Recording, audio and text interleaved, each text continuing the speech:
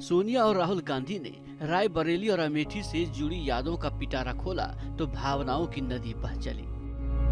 को याद होगा शायद ये कार्यकर्ता उस जमाने का, और ये हमेशा पापा जी ने। स्वाभाविक है, गांधी परिवार से दोनों जगहों का रिश्ता 100 साल से भी ज्यादा पुराना है।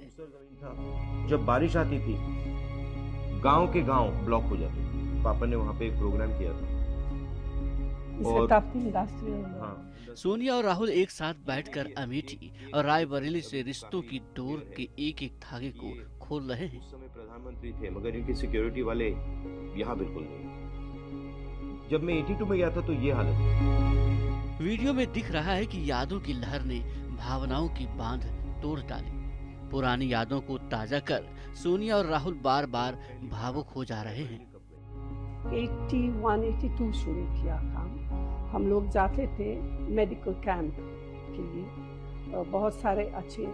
लेकिन एन चुनाव के बीच इस वीडियो को रिलीज करने से इसकी टाइमिंग पर सवाल उठना लाजिमी है।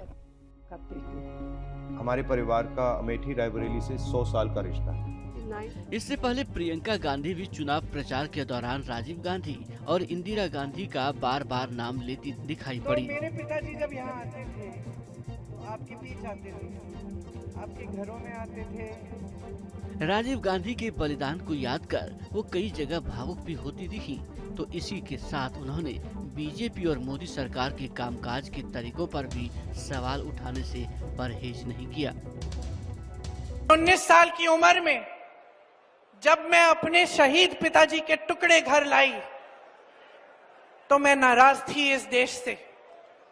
मैं नाराज थी, मेरे दिल में ये भावना थी।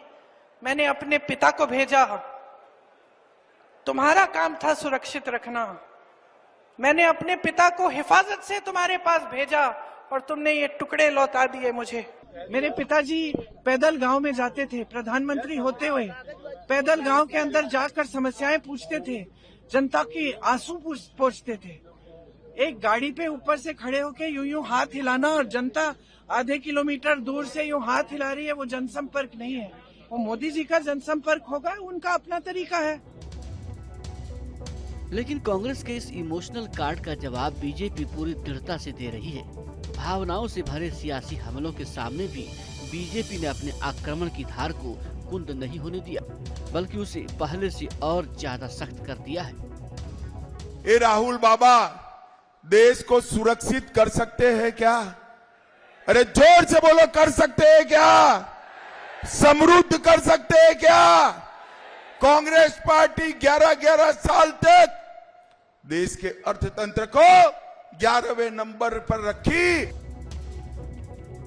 बीजेपी के बड़े नेता देश भर में घूम घूम कर कांग्रेस को घेर रहे हैं, तो गांधी परिवार के गढ़ में स्मृति ईरानी अभी भी डेरा जमाए बैठी हैं। लक्ष्य एक ही है, गांधी परिवार की छाया से अमेठी रायबरेली की हमेशा के लिए मुक्ति।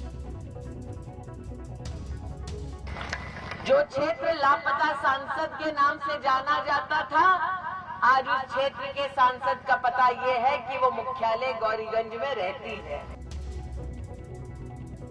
भावनाओं की लड़ाई और आर पार की सियासी जंग में जीत का मोहरा ये तय करेगा कि भविष्य में अमेठी और रायबरेली की सियासत किस राह पर आगे बढ़ेगी। Team news nation.